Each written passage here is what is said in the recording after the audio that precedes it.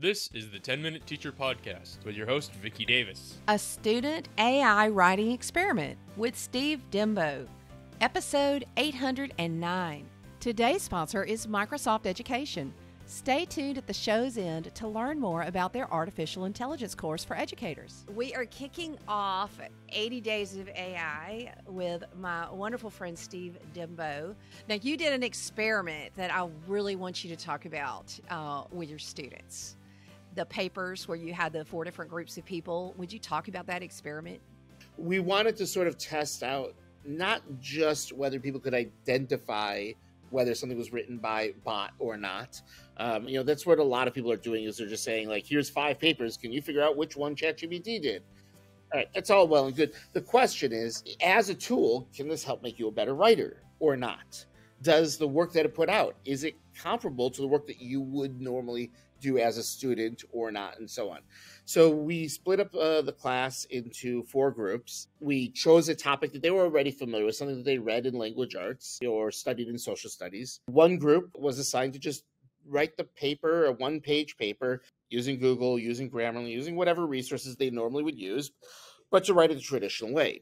Second group, they were allowed to use ChatGPT. We were specifically using ChatGPT just to make sure that everything was comparable. They were allowed to use it for any part of the pre-writing process. So they could use it to get ideas, to get an outline, to find resources, to identify quotes, to get a hook for their paper, any part of the pre-writing process they wanted, but then they had to write it themselves. And once they wrote it, they couldn't use ChatGPT anymore.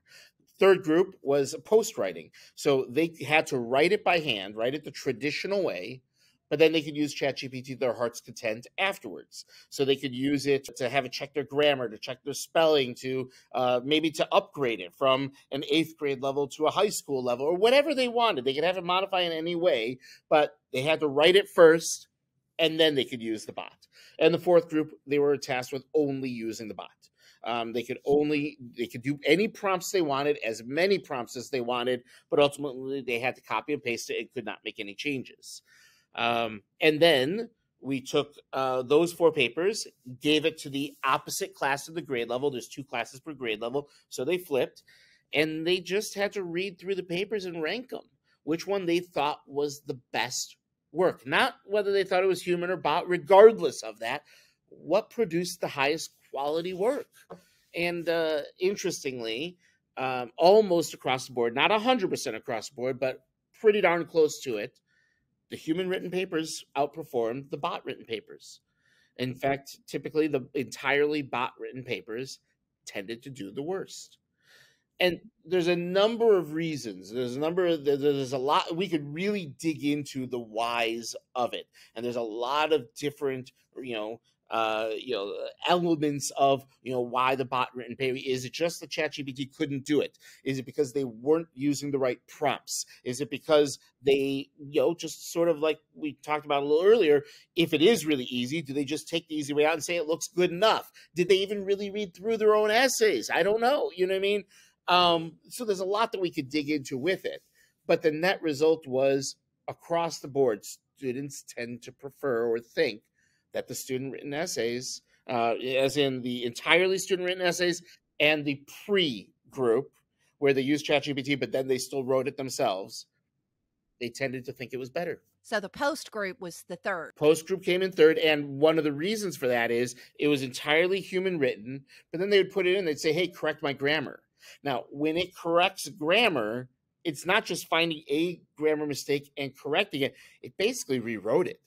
Ultimately, what they came to the conclusion, when we were reflecting, there's a vast difference between saying, find me my grammar mistakes, identify my grammar mistakes, and correct my grammar. Identifying grammar mistakes was sort of like grammar check in Google Docs, or like handing it to a parent or a tutor and saying, can you proofread this? Whereas corrected my grammar mistakes was saying, hey, take this and punch it up for me. What I love about what you're doing, we're experimenting with ChatGPT and AI with our students, because we're really entering an unknown new territory. And the way we move forward is together, not, you see it.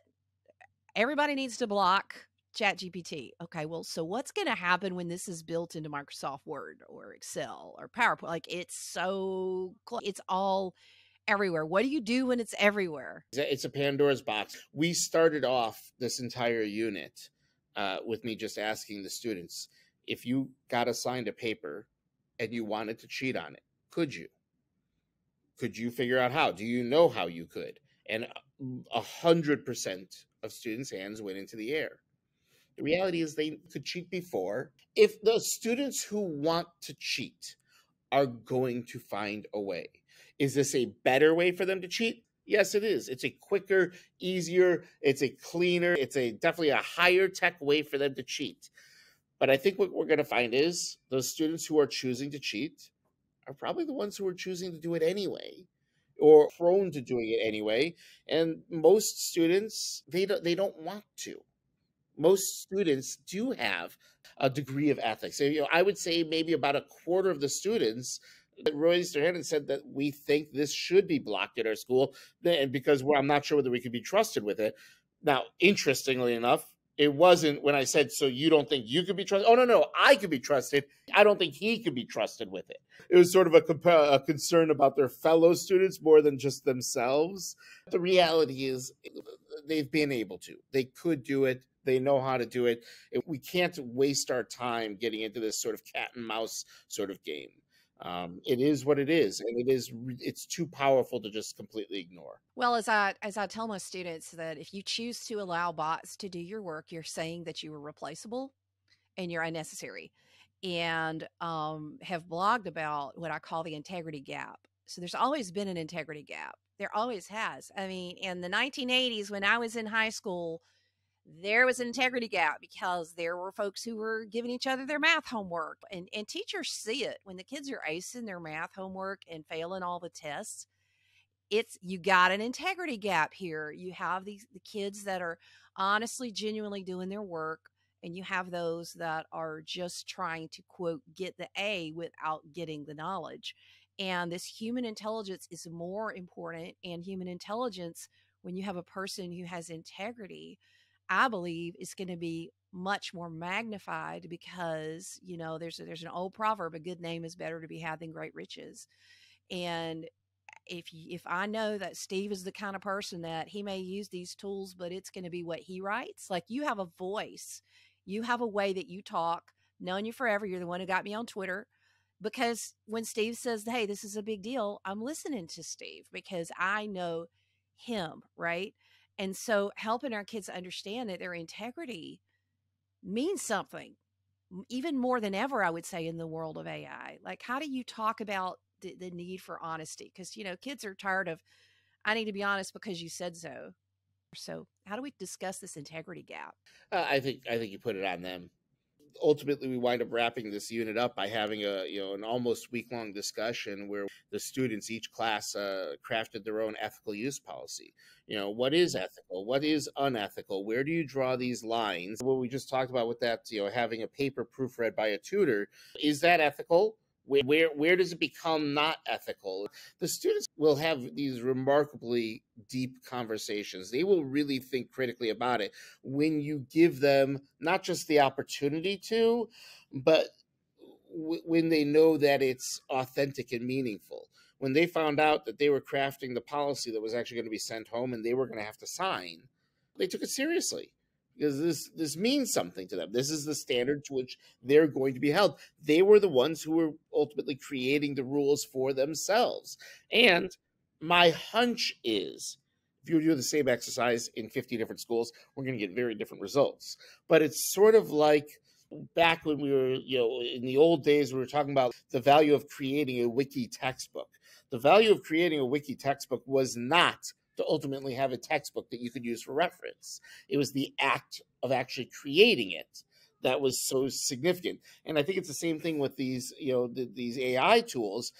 The action of going through and discussing, how does this fit into my student experience? What is ethical? What isn't ethical? Where are these lines going to be drawn?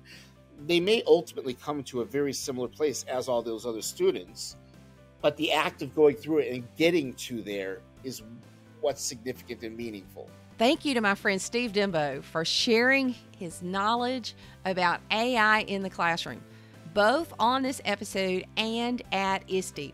Now, if you want to hear the full original 35-minute live stream, then go to my YouTube channel at Cool Cat Teacher, and you can hear the full conversation that we had.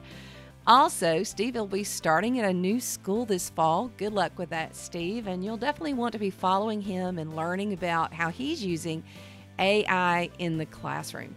I just want to encourage you. Let's focus on those who are actually using AI and have the conversations we need to have so we can use this tool wisely. Microsoft has an amazing artificial intelligence course for educators that will help you and your education team have the knowledge you need to understand the best practices for artificial intelligence in schools. AI is changing rapidly, and you'll want your team to take advantage of this free course from Microsoft today. Go to aka.ms/AI for educators now. That's aka.ms/AIFOR